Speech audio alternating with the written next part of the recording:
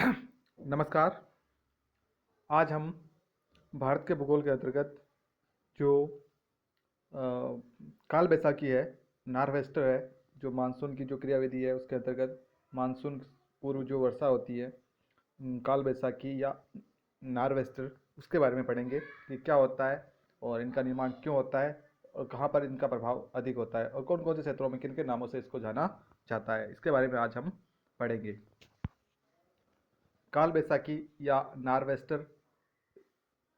काल बैसाखी जो है मानसून पूर्व होने वाली वर्षा होती है, जिनकी उत्पत्ति बंगाल की खाड़ी में समुद्री पवनों के स्थानीय उष्ण और शुष्क पवनों के मिलने से होती है। तो चूँकि काल बैसाखी, जैसा कि नाम से स्पष्ट है कि काल बैसाखी के अंतर्गत जो मानसून पूर्व जो वर्षा होती है वो काल बैसाखी कहलाती है, और जिनकी उत्पत्ति जो है उत्तरी बंगाली खाड़ी में समुद्री पवनों के उस स्थानीय उष्ण और जो शुष्क पवनें होती है उसके मिलने से इनका निर्माण होता है।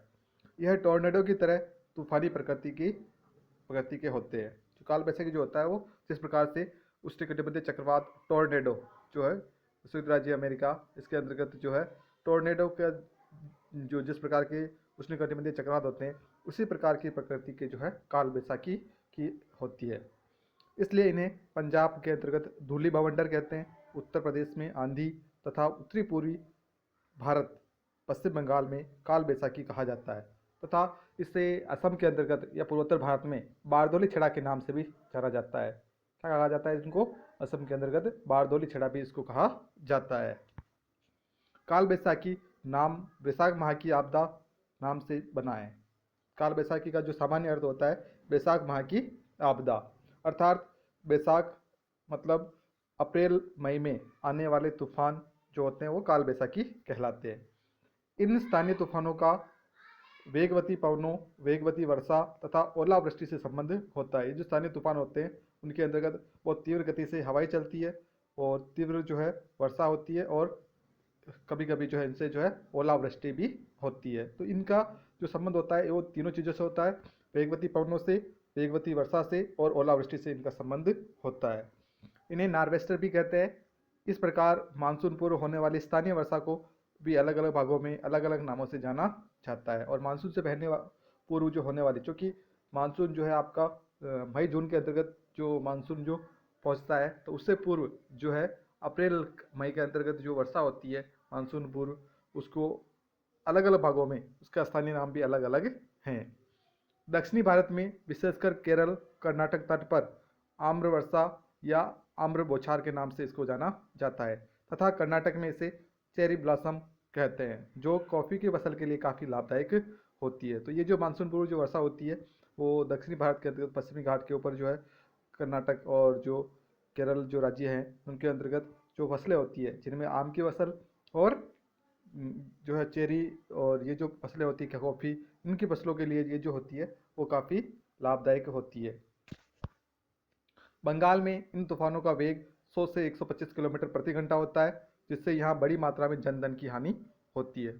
पश्चिम बंगाल में काल बैसाखी के प्रभाव से तापमान 20 से 25 डिग्री सेल्सियस के मध्य रहता है, क्योंकि मानसून पूर्व जो है पश्चिम बंगाल में जो है हमेशा तापमान जो है 20 से 25 डिग्री सेल्सियस रहता है। क्यों? क्योंकि वहाँ पर उसका जो काल बैसाखी का जो है प्रभाव रहता है, और समय समय पर जो है उसके अंतर्गत जो है काल बैसाखी जो तूफान है या चक्रवाती जो तूफान है उनका यहाँ पर निर्माण होता रहता है, इसलिए तापमान वहाँ पर कम पाया जाता है।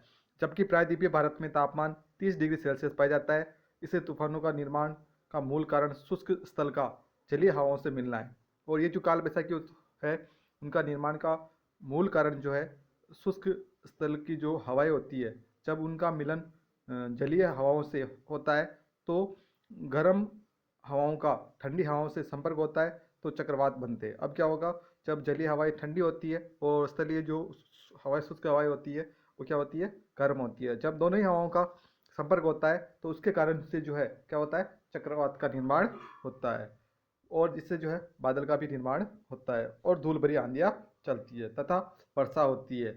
यह मानसून पूर्व विकसित होते हैं। इस प्रकार से जो काल बैसाखी है वो मानसून पूर्व विकसित होते हैं।